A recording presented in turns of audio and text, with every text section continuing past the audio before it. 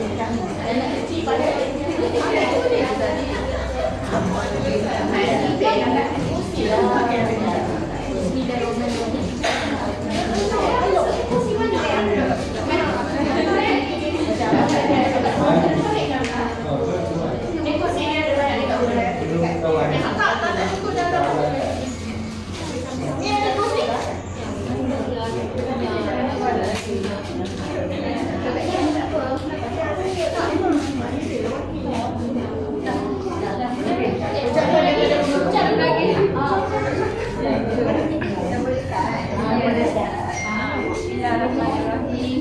Assalamualaikum warahmatullahi wabarakatuh. Selamat puasa, selamat hari raya. Saya ucapkan ribuan terima kasih kepada promosi. Promosi masjid. Kepada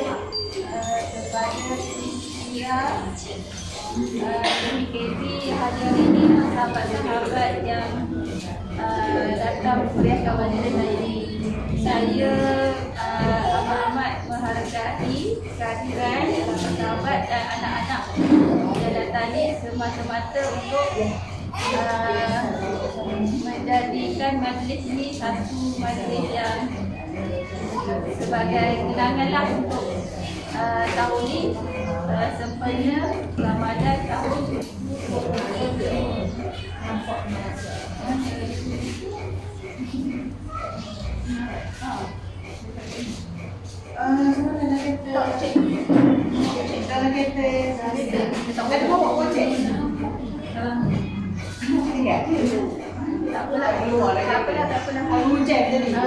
Kita kat sini kita terlibat di 5 blok.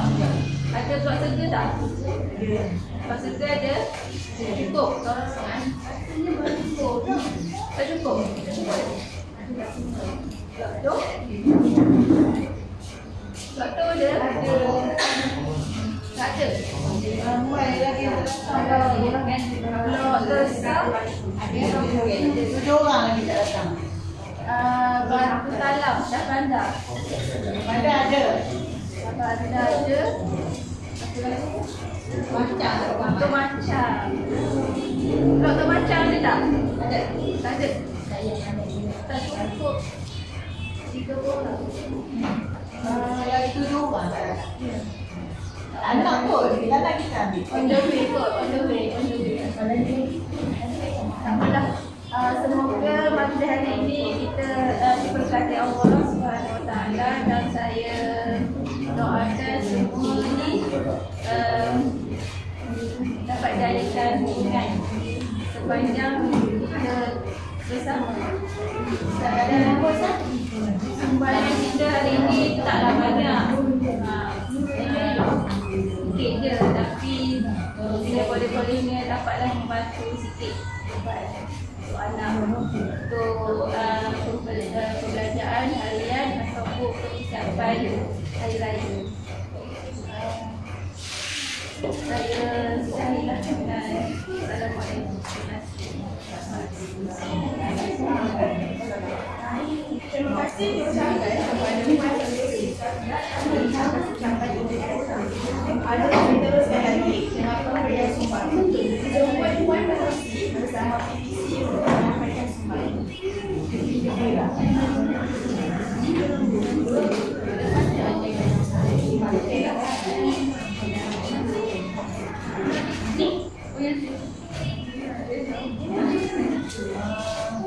Ada sampai.